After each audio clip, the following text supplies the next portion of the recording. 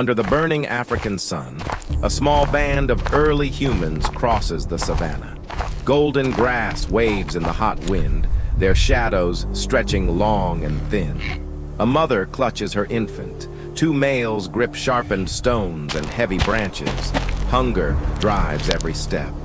At last, hope appears. Red berries cling to a thorny acacia tree.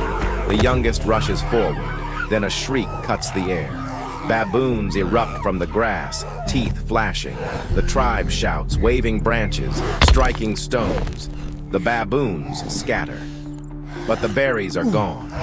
Night falls, storm clouds gather, lightning tears the sky.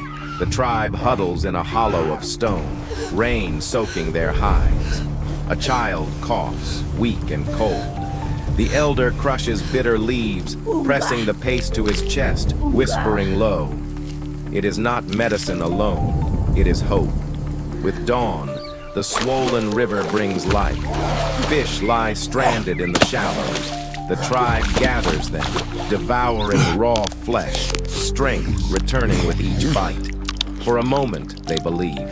Then, shadows on the far bank. A rival tribe, larger, stronger. Stones raised, branches ready. Tension crackles. But before battle, a roar shakes the plain. A lioness bursts from the tall grass, eyes locked on the infant. Time fractures. One young male steps forward, blocking her path. The tribe screams, hurling sticks, smashing stones. At last, the beast retreats. Silence. The rivals vanish. The boy breathes. The tribe huddles close. That night, stars blaze over a shallow cave.